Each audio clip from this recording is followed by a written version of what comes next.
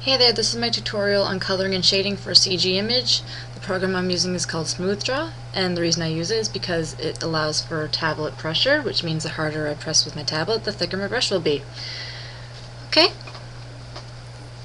so I'm going to be coloring his shirt sleeve here, and I'm going to start with a base color of a light blue, using a wide brush here to cover a wide area. I'm just going to start coloring out there.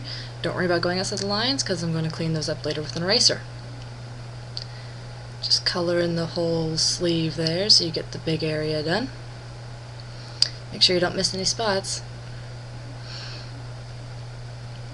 Just color it all in. Even go outside the lines just to make sure you don't miss any areas. It's best to zoom in to make sure you're getting all of them. Again, use a larger brush size because you're doing a large area. It's good to realize that my program uses layers, so that way if I make a mistake, like here, I can just erase the one layer I'm working on and it won't mess up my other layer. Going back to the coloring now, just starting to clean up the edges here so it'll look neater when I start to do the shading and highlighting. Just get it all around the edges there. Try to determine where your light source is before you start shading, because then it'll help you later. I recommend you use a darker shade of your base color rather than using a burn tool because it makes it look smoother and more realistic. I find the burn tool just doesn't work too well. Sometimes it does, sometimes it doesn't. For highlighting, just use a lighter shade instead of using the dodge tool for the same reason. It makes it look smoother when you put it all together.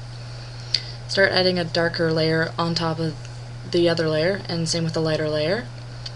The reason I use SmoothDraw is because it comes with a handy dandy tool called Just Add Water, where it basically just blends the properties of blur and smudge into a tool that is like a watercolor, where it looks like it's actually adding water to your image, and when you zoom out it actually looks like it's almost cloth-like.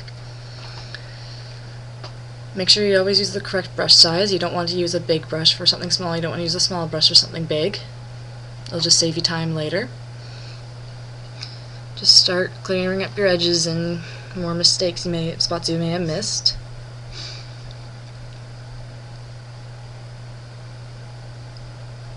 Make sure you use a small eraser for small spots and a large one when you're just doing big areas.